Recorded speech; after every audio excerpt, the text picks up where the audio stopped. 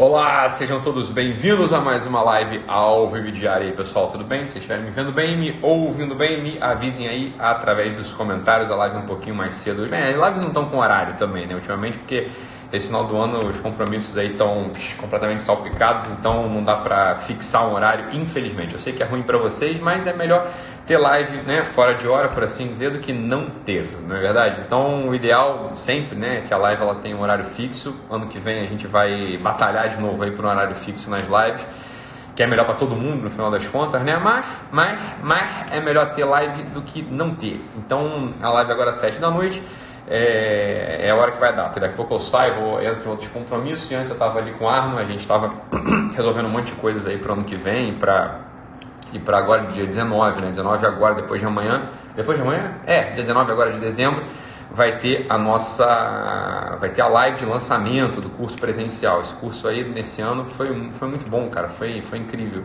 Foram 17 turmas, e dá para fazer um revival aí, dá para fazer uma retrospectiva desse ano. Foi muito boa, né? O curso começou em janeiro, foi uma turma em São Paulo, se eu não me engano, logo depois da turma do Rio, e a gente foi varrendo as cidades, fomos até o Ceará, depois passamos também por Cuiabá, depois, enfim, Curitiba e Brasília, Belo Horizonte. A gente teve onde a nossa perna alcançou. Esse ano vão ser turmas também, vai ter esse ano que vem, quer dizer, né, em 2020, a gente vai botar um pezinho lá fora, né, um pezinho nas Américas, então vai ter turma em Miami. E tem uma grande comunidade brasileira em Miami que sempre pede, né, para que a gente esteja lá fazendo alguma coisa e tal. E eu acho que o ideal para eles é que a gente ofereça esse mesmo curso presencial para psicólogos, psiquiatras, coaches e intrometidos lá em Miami. Hoje a live de agora vai ser sobre o amor. Então eu vou falar sobre as fases do amor. Vai ser uma live um pouquinho mais, por assim dizer, reflexiva, mas é um assunto muito gostoso, muito interessante. E a gente também vai pisar em 2020 na nossa amada terrinha. Eu vou estar em Lisboa também, né? Eu não sei exatamente se eu estou em Lisboa em abril ou agosto, ou se eu estou em Miami em abril ou agosto, mas vai ser por aí. Então não deixem de se inscrever na live de lançamento, que vai ser dia 19 de janeiro agora, vai ser 9 da noite a live de lançamento. Eu vou para São Paulo, amanhã de manhã eu já estou em São Paulo de novo, eu vou gravar de lá a live, né, porque é lá que tem estrutura, enfim, a nossa equipe de gravação está lá para poder transmitir para vocês do melhor modo, né, para a live não cair, etc. Então, para dar conta de aguentar todo mundo aí na transmissão, tá bom? Vai ser muito bom. É um curso, é um xodó meu, né? Sabe que o curso de 4 temperamentos é um dos meus xodóis e o curso presencial é outro xodó também, né? Então a gente vai varrendo ali ao longo do curso assuntos que são assuntos, enfim, que não se falam mais, né? São assuntos que não se falam mais. A grande tônica do curso são as 12 camadas da personalidade do Olavo, mas a gente eu vou preenchendo, vou descompactando as coisas que não estão, por assim dizer, explícitas nem claras em lugar nenhum, e tem algumas outras contribuições ali, de algum modo originais, que ajudam a tornar esse grande insight, essa grande lição que o Olavo dá através de 12 camadas, ajudam a torná-la mais inteligível e prática, ainda que o grande mote do curso não seja prático, seja uma coisa que vai acontecer em você, em quem fizer o curso. É claro que no domingo, né, quem consegue chegar até o último dia do curso, no domingo, mas todo mundo chega, né? Sempre, só tem uns 2 ou 3 aí que levanta, que não aguentam mesmo assistir ao curso, mas a grande maioria esmagadora fica atenta lá, realmente atenta, sem mexer no celular, enfim. Às vezes são 6 horas de aula, 6 horas de curso, né, 6 horas de exposição conversada, sem parar. E o pessoal vai ficando. É realmente algo que eu sempre acho impressionante. É impressionante hoje a gente conseguir sustentar a atenção de uma plateia sem que a pessoa mexa no WhatsApp, sem que a pessoa mexa no Instagram. É um negócio surpreendente, no final das contas. Eu sempre fico muito grato, muito satisfeito com a benevolência de vocês todos. Então, sei lá, são 7, a Emília aí falando, é verdade, né? Quer dizer, a Emília falando aí, porra, ninguém nem respira direito. É verdade mesmo, Emília. É um negócio que acontece lá, é muito interessante. O curso é um dos meus xodóis, esse curso presencial. E é por isso que nesse ano de 2020 vão ser 21 turmas, né? Vai ser mais do que foi ano passado. Ano passado, mas eu já estou achando que eu estou em janeiro, né? Em 2020 vão ser mais turmas do que foi em 2019. 2019 já foi uma batida forte pra caramba, né? Então, quer dizer, praticamente de 15 em 15 dias eu estava em alguma cidade do Brasil. dando, sei lá, 20 horas, 30 horas. Esse último curso foram 32 horas de curso, né, sem parar, foi até 9 da noite muitas vezes, e, enfim, um monte de grávida lá querendo fazer xixi, elas não conseguiam sair porque não tinha intervalo, quase que uma tortura, por assim dizer, chinesa, porque o pessoal fala, caralho, se eu sair eu vou perder aqui alguma coisa. Então é uma delícia, a verdade é essa, é uma delícia. Cada turma tem sua particularidade, né? Então tem turmas que estão mais unidas, tem turmas que já são, né, cada um mais na sua. Foi muito gostoso de ver, foi muito gostoso também de...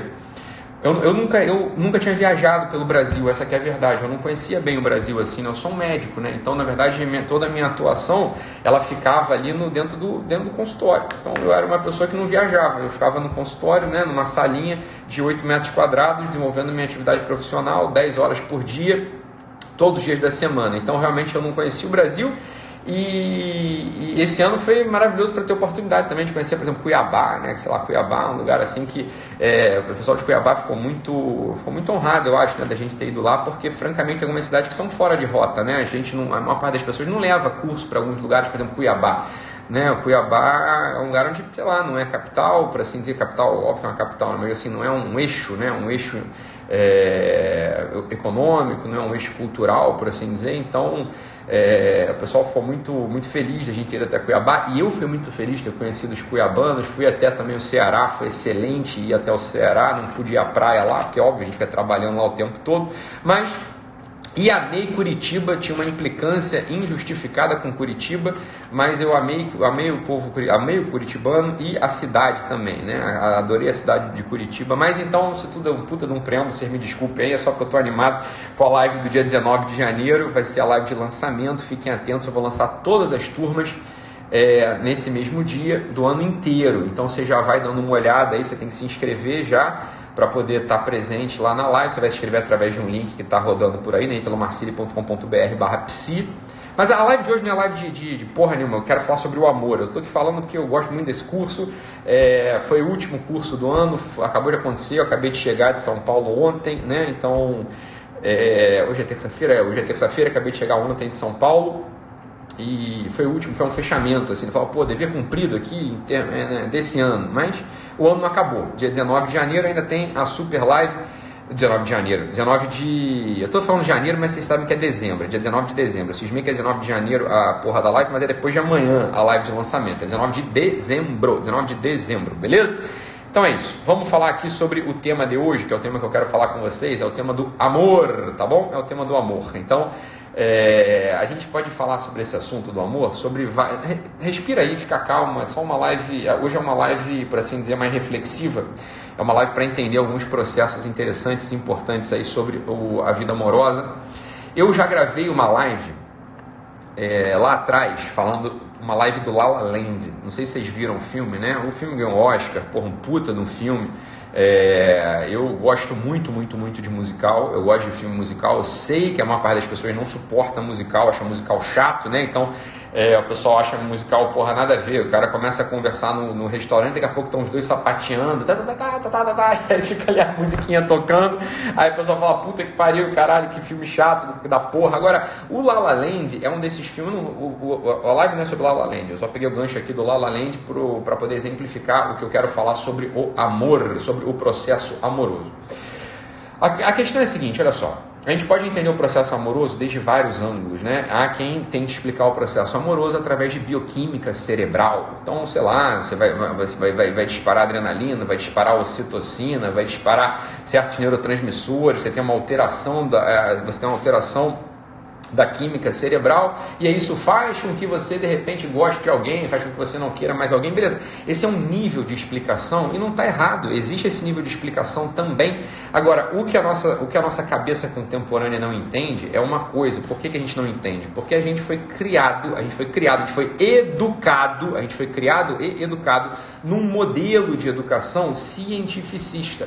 Não há nenhum problema em a gente conhecer os elementos da ciência contemporânea, desde que a gente não ache que a ciência contemporânea é a grande ferramenta para que a gente possa compreender a realidade. A ciência contemporânea, só para eu colocar vocês aqui, só para a gente poder conversar e entender direitinho, né? A ciência contemporânea, ela dá explicações sobre um aspecto da realidade. É o que a gente chama de causa material. Então, assim, ela dá explicações sobre a materialidade da realidade. Ora, a realidade, ela de fato, ela tem um elemento que é profundamente material. A realidade na qual a gente está inscrito, a gente vive no mundo, a gente vive no tempo, a gente vive aqui entre cadeiras, mesas, canecas, corpos, e é claro que a realidade tem esse componente, tem um componente material.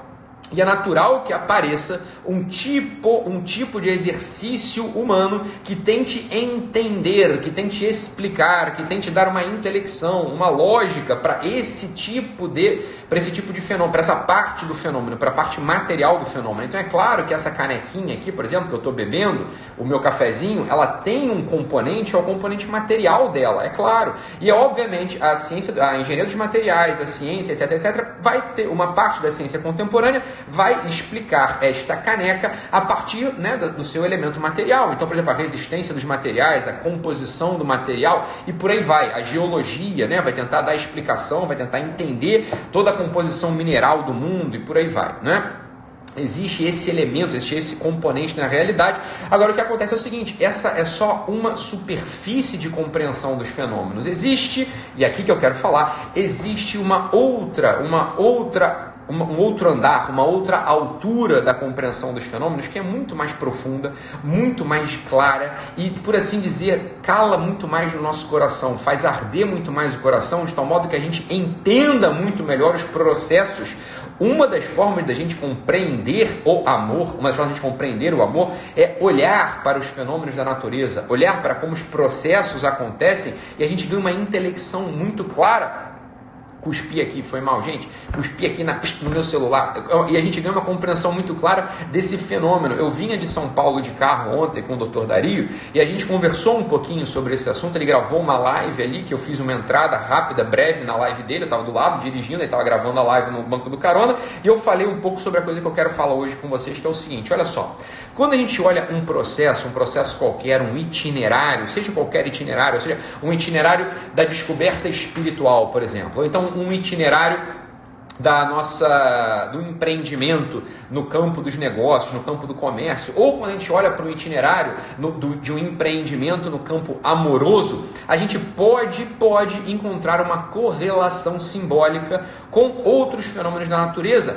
Por exemplo, a gente pode encontrar uma correlação com os ciclos do ano, com as estações do ano. Olha só que coisa profunda e que coisa maravilhosa. A gente pode explicar a relação amorosa, evidentemente, a gente pode explicar a relação amorosa através de toda a bioquímica cerebral. Bem, como eu disse, isso é uma parte da realidade que existe, que tem sua razão de ser, que tem sua profundidade, que, francamente falando, dá conta de explicar certos movimentos interiores. É claro que dá. Agora, existe uma outra forma de entender as relações amorosas muito mais poética, muito mais própria daquilo que é a relação amorosa, como, por exemplo, olhar para os ciclos de transição da natureza. Todo mundo sabe, todo mundo que já morou, sobretudo no hemisfério norte, todo mundo que morou no hemisfério norte, sabe que quando a primavera aparece, algo acontece na gente, algo acontece no nosso coração, algo acontece na nossa percepção. O que é a primavera? O que é a entrada do sol na primavera? O que é a entrada do sol em Carneiro? O que é a entrada do sol naquele mês específico do ano? Acontece uma coisa com a gente mesmo, não só com a natureza, mas com a gente mesmo. A gente tem um respirar mais leve, a gente tem um respirar mais alegre, a gente tem quase como que um renascer da esperança. É claro que é isso que acontece com a gente quando a primavera entra. Por quê? Porque quem leu o meu livro dos 4 temperamentos, que não está aqui para mostrar, deve estar em algum lugar aí no meio dessa bagunça, quem leu o meu livro dos 4 temperamentos ou quem fez o meu curso dos 4 temperamentos, vai fazer uma associação muito rápida da primavera com um temperamento específico. Isso aqui é simbólica. Então se acalma e escute com todo o seu coração, com toda a sua atenção, com todo o amor. A primavera, ela joga pra gente, ela joga pro mundo, ela joga para cada um que vive ali naquele lugar no qual a primavera está entrando, ela joga qualidades da matéria. Que qualidades da matéria são essas que a primavera joga? A primavera joga no mundo a qualidade da expansão e da umidade. O que é a expansão e a umidade? Ora, quando a gente está diante de uma realidade material que expande e é úmida, a gente tem uma sensação, que é a sensação de um ar fresco entrando. O que é o ar? O ar é justamente esse elemento da natureza, um dos 4 elementos é o ar, é esse elemento que expande e envolve. Na ciência dos temperamentos, a gente chama propriamente esse temperamento de temperamento sanguíneo. Vocês sabem disso porque vocês já leram meu curso, vocês já leram meu livro, vocês já fizeram meu curso, então vocês sabem que esse é o temperamento sanguíneo. Ora, o amor, ele tem essa característica primaveril nos seus inícios também, né? Sempre que a gente está descobrindo um amor, sempre que a gente está começando a se ver com uma pessoa que tocou o nosso coração e que o nosso coração tocou dela, ou seja, olha bem aqui, sempre que a gente está se vendo com uma pessoa que a gente permitiu agir na gente, e esse é profundamente o sentido da relação amorosa. Preste atenção nisso aqui. O sentido da relação amorosa é quando eu autorizo eu autorizo uma pessoa, eu autorizo um outro a agir em mim. Veja bem.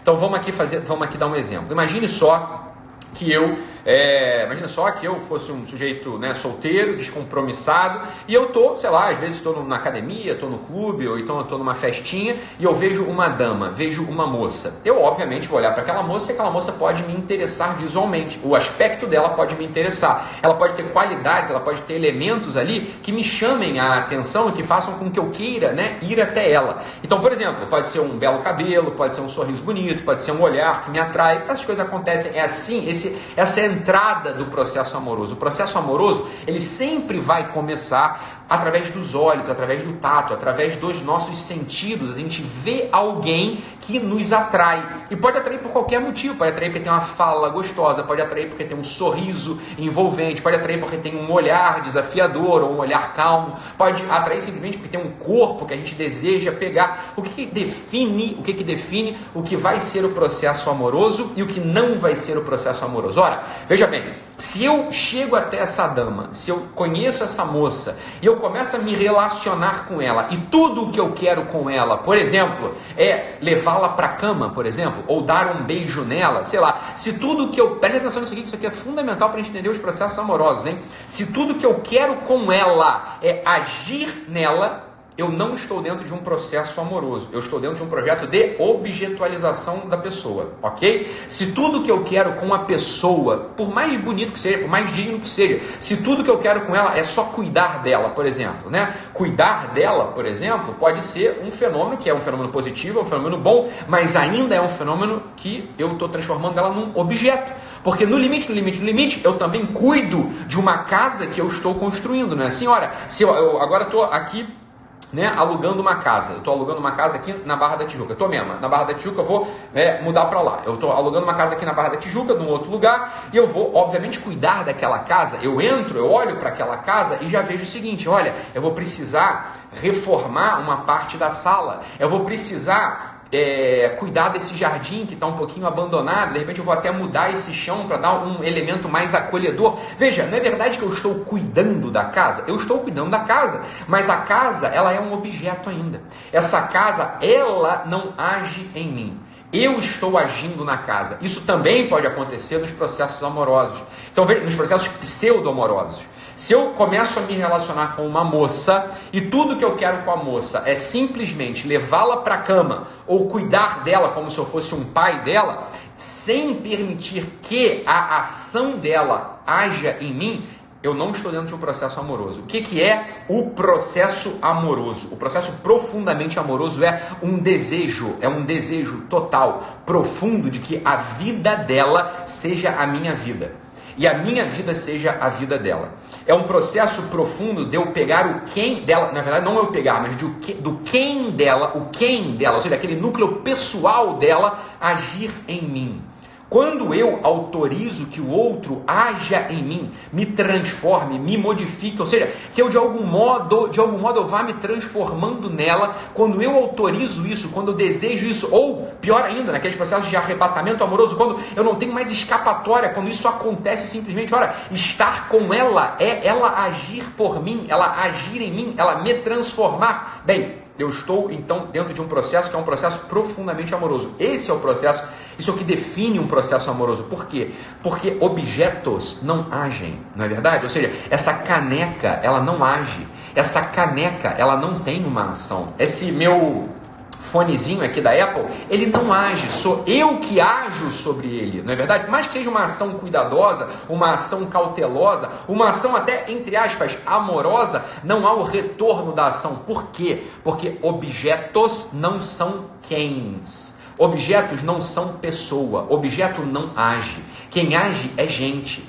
Ora, se eu me relaciono com alguém, permitindo, desejando e quase que não conseguindo escapar mais da ação desse sujeito em mim, pronto, você está dentro de um processo amoroso. E aqui entra aquele verso famoso, aquele verso profundo, um dos versos mais altos de toda a poética mundial, do Camões, que fala o seguinte, olha, é por isso que o Camões fala, transforma-se o amador na coisa amada. Por que o amador transforma-se na coisa amada? Veja bem, o amador ele só pode se transformar no final, o amador só pode transformar-se no quem amado, não é? Não na coisa amada, por assim dizer. É apenas um quem que nos transforma. Ora, são assim as relações amorosas, são assim as relações de amizade, é assim a relação com o próprio Deus, não é? Quando a gente autoriza, quando o fiel autoriza que um amigo, que a relação de um amigo o transforme, ele está dentro de um processo amoroso, obviamente, com característica de amizade.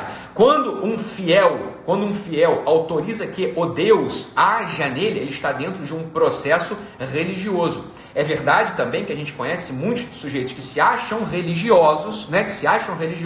Que objetualizam o Deus. O Deus é um elemento mágico, o Deus é uma aspirina, o Deus, sei lá, é uma batuta, um martelo para ficar julgando os outros. Veja, Deus ainda não é um agente, é apenas um objeto para você. Por mais que você goste daquele objeto, por mais que você até cuide daquele objeto, veja, ainda não estamos dentro de um processo amoroso. O processo amoroso ele acontece quando eu autorizo ou quando eu não consigo mais escapar da ação da outra pessoa em mim. Isso é exatamente o processo amoroso. O processo amoroso é o seguinte, caralho, eu estou com essa pessoa e eu vejo que eu vou me parecendo com ela. Por que eu me pareço com ela dia após dia? Porque ela está agindo em mim, ela age no meu coração.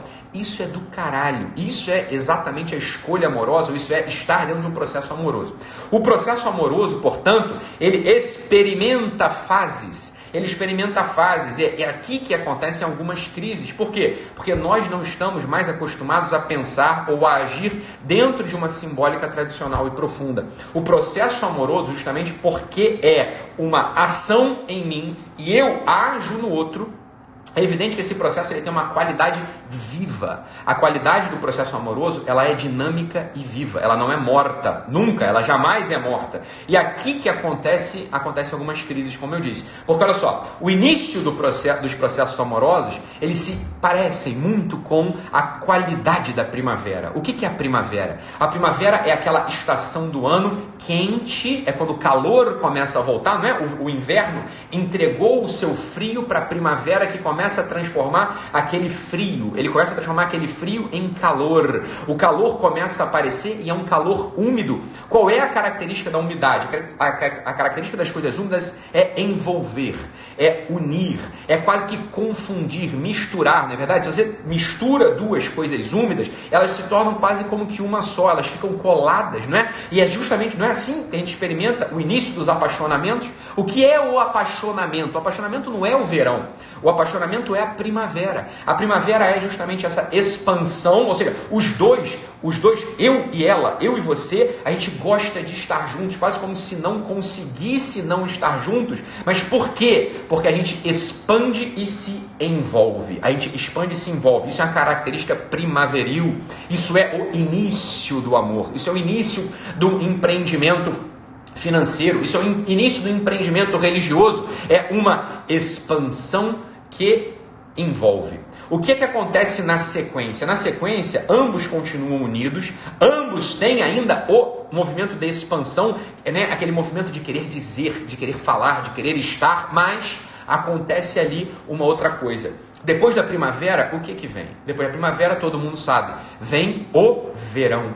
O que é o verão no processo amoroso? O verão no processo amoroso é o seguinte, olha, ainda há dois agentes que se transformam mutuamente. Eu ainda a transformo e ela ainda me transforma. Não é assim? Quer dizer, essa é a definição do processo amoroso. São dois agentes, são dois sujeitos que estão agindo um no outro e ambos amam isso, né? Eu gosto de ver o efeito dela em mim e ela gosta de experimentar o meu efeito nela. Isso é o profundo, né, do relacionamento amoroso. Agora, no início do verão, o que acontece? A primavera entrega a sua umidade para o verão e o verão toma essa umidade ressecando essa umidade, não é? Ou seja, o verão é aquele momento do ano que ainda está quente, mas veja, o calor fica mais forte no verão, por quê? Porque não há mais o elemento úmido, não há mais aquele elemento, né? O elemento de envolvimento, há um elemento de ressecamento.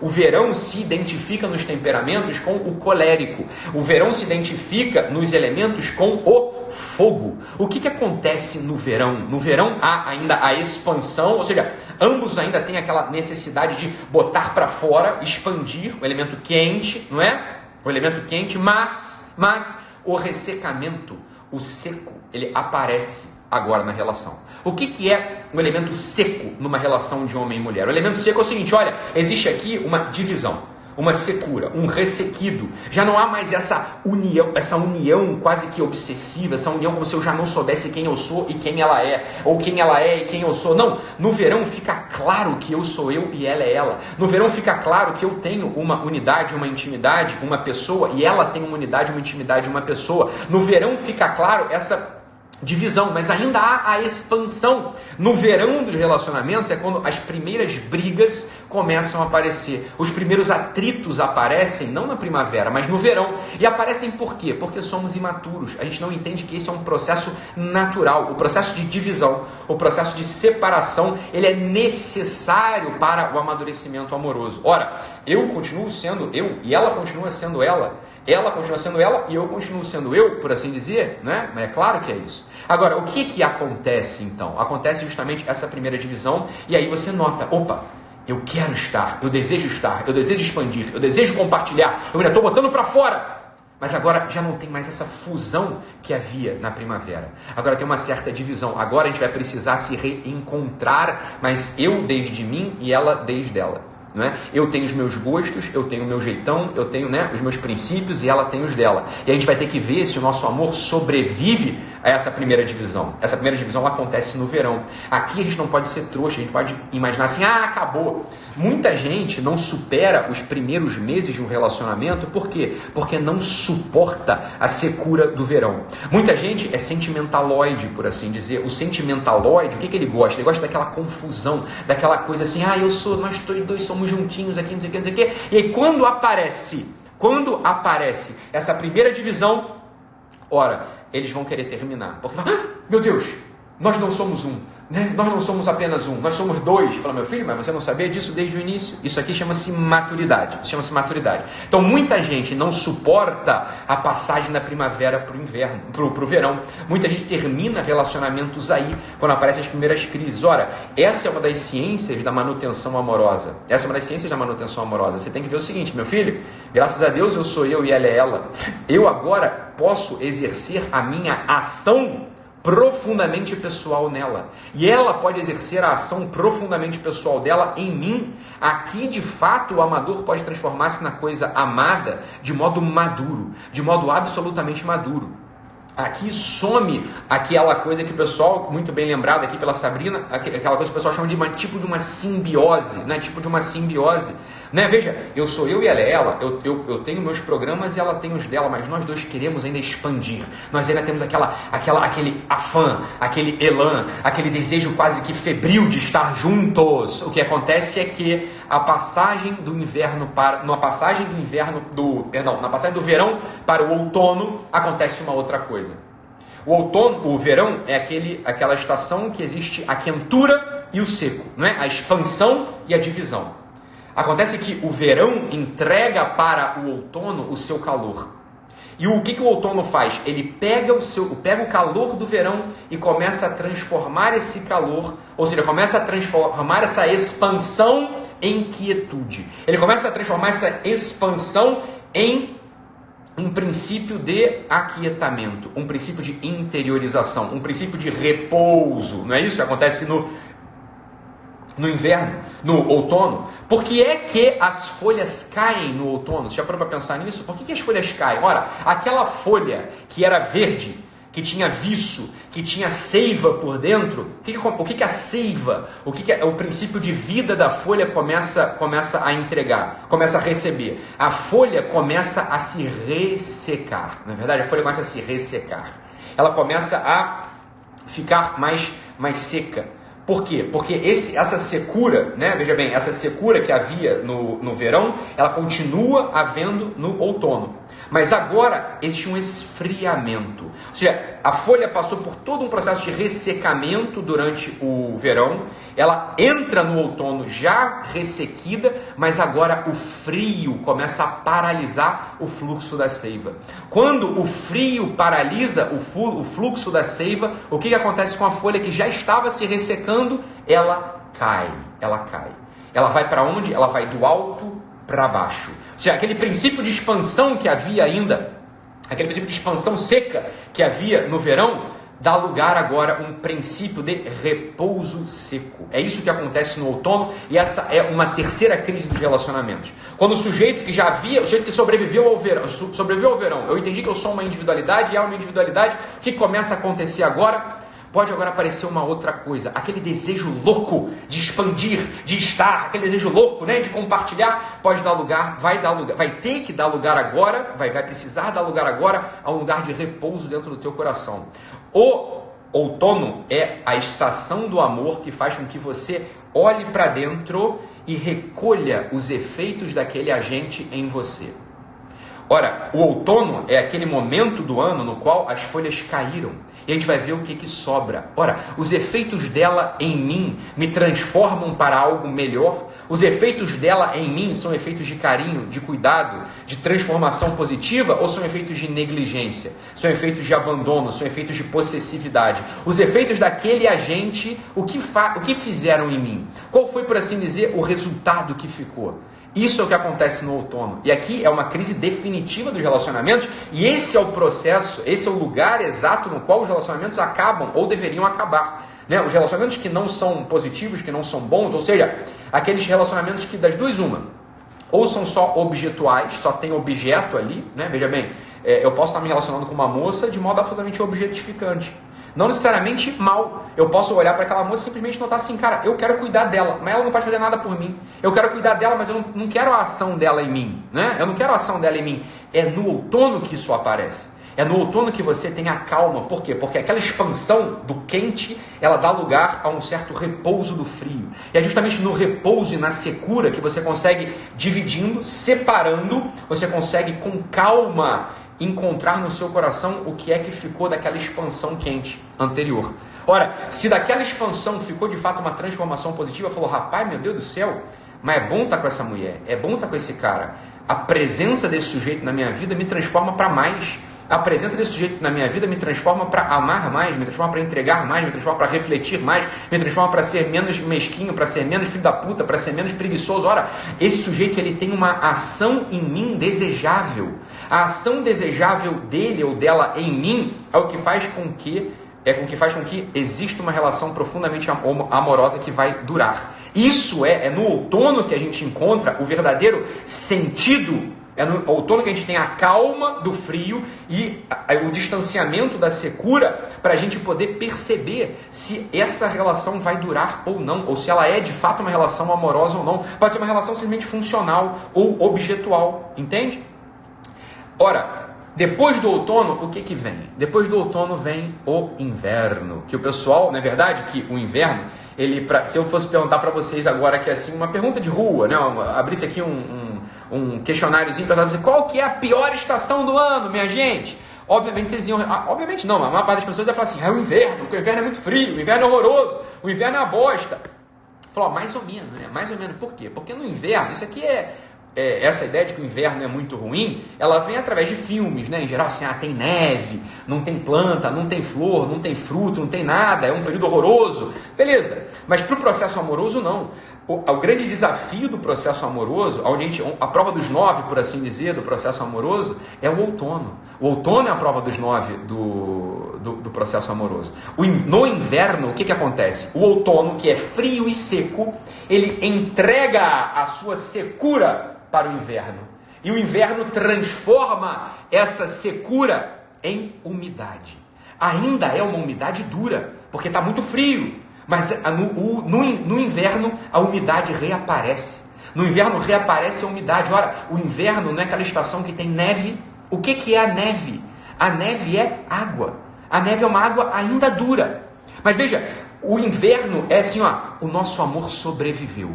O nosso amor sobreviveu. A tua ação em mim, ela é de fato desejável. Ela existe. Eu quero ser transformado por você. Eu preciso ser transformado por você. Eu não concebo mais uma vida sem você em mim. Eu não concebo mais uma vida sem essa tua ação alegre, cuidadosa, preocupada, positiva, sem essa tua ação na minha vida. Sem essa tua ação na minha vida. Isso é o que acontece no outono. Quando o amor sobrevive ao outono, a entrada no inverno é uma entrada gostosa. O que dois amantes, o que dois amores fazem no inverno? Ficam juntinhos embaixo do edredom, esperando aquilo passar. O que é essa imagem do juntinho no edredom, esperando o frio passar? Esse juntinho é a volta da umidade. Lembra como é que era a umidade na primavera? O que é a umidade? É essa fusão novamente. Essa fusão novamente. Então, no inverno, volta uma união. Ora, está muito frio. A gente precisa se juntar. A gente precisa se abraçar. A gente precisa namorar. A gente precisa ficar embaixo do edredom. Eu preciso sentir o teu calor na minha pele. Eu preciso de você aqui. O inverno é como se fosse assim, o inverno é o sinal de que o amor sobreviveu. Se a gente permanece junto no inverno, é porque a gente venceu a secura e a frieza do outono. O inverno, ele já vem com uma esperança. O inverno ele já vem com a esperança de que a primavera está logo ali. A segunda primavera está logo ali, não é verdade? A segunda primavera já está logo ali. Basta a gente esperar um pouco que esse frio passe. Por quê? Porque a umidade já voltou, a gente já se reencontrou, a gente já se refundiu, a gente já voltou de novo, mais uma vez, aquele movimento de que, veja bem, a tua ação, ela foi tão eficaz no meu peito, e a minha ação, ela foi tão eficaz no teu peito e na tua vida, que a gente, de fato, a gente é um. A gente está fundido. Isso é a porra do amor. Isso é bonito para um caralho. Isso aqui é uma explicação amorosa muitíssimo mais profunda do que se a gente fosse falar de dopamina, ocitocina, serotonina. Veja, isso aqui é a história da nossa vida. Isso é a história da nossa vida. Então veja, quando a gente entra no inverno, o nosso amor sobreviveu. A gente já de novo volta a ficar junto e daqui a pouquinho, o inverno frio entrega a sua frieza para o calor da primavera, já para uma primavera madura, para um amor primaveril que já passou por esses ciclos, para o ciclo da divisão, para o ciclo da secura com a meditação e volta agora a um amor maduro. Eu já sei que nós dois somos, unidades, que eu sou eu e você é você. Eu já sei que você age em mim e eu ajo em você, e essa ação ela é benéfica em mim, ela me transforma, ela me ajuda a amar, ela me ajuda a ser, ela me ajuda a estar mais profundamente instalado na realidade. Mas agora há um retorno de uma primavera na qual todo esse ciclo já foi feito. Eu volto a expandir e a umidificar, eu volto a expandir e a estar, mas já sabendo que eu sou eu e você é você, que os seus efeitos em mim são benéficos e que meus efeitos em você também são benéficos. Então veja, esse aqui é o ciclo do amor. Eu falei, essa live é um pouco mais meditativa. É óbvio que tem um monte de coisa prática que a gente pode que é óbvio que ele tem um monte de coisa prática que a gente pode tirar dessa live, mas a ideia não é que seja 100% prática. A ideia é de que essa live ela seja uma abertura de visualização, ou seja, não vamos terminar relacionamento se a gente está entrando, por exemplo, no verão, ou não vamos terminar no relacionamento se a gente está entrando no outono. Vamos ver se essa coisa passa. Vamos esperar o inverno chegar e a segunda primavera chegar. É aí que a gente toma uma decisão de... é só no final do outono que a gente pode ter certeza se o outro sujeito ele é um agente em mim e se eu sou um agente nele. Então aqui deve cair por terra aquela falácia boba do nosso tempo de que eu sou eu e ela é ela. Bem, eu não tenho que me preocupar, eu tenho que amar sozinho, né? Se ela age em mim, eu tenho que saber separar as coisas. Mas é claro que não, isso não é um processo amoroso. Isso é um processo funcional. Isso é um processo que a gente tem com um flanelinha que estaciona no nosso carro. Esse é um processo que a gente tem com a moça do bandejão que serve a nossa comida. Veja, ela não me afeta. Eu estou usando ela, eu uso flanelinha, na verdade, eu dou dinheiro para o flanelinha e ele cuida do meu carro. Eu dou dinheiro para o restaurante e o garçom vai lá e põe uma Coca Zero na minha mesa. Olha, o núcleo pessoal do garçom, o núcleo pessoal do flanelinha não me atinge em absoluto. Isso é o que diferencia os processos, as relações funcionais das relações profundamente amorosas. É se eu desejo, se eu permito ou se eu não consigo mais escapar da ação do outro em mim. Beleza, meus amigos? Então é isso. Printem essa live, beleza? Printem essa live. Essa aqui é a live do amor, né? Printa aí a live. Compartilhe nos seus stories e se inscreva na nossa live de lançamento das turmas presenciais de 2020. Ela vai acontecer no dia 19 de janeiro, 19 de dezembro, beleza? Já depois de amanhã vai ser a live de lançamento. Eu quero muito que você esteja lá. Vão ser turmas menores, vão ser turmas mais íntimas e eu quero mesmo que você esteja presente comigo por 2 dias intensos, a gente conversando, dialogando, eu podendo explicar coisas como essa, né? De modo mais profundo, de modo mais amplo, de modo mais prático até, beleza? Então, esteja na live do dia 19 de dezembro, 9 da noite. E se você puder, eu acho que vale a pena o esforço, se inscrever no curso também, participar do curso presencial, beleza? 19 de dezembro vai ser a live. Fique com Deus, um abraço e até daqui a pouco. Tchau, tchau, pessoal.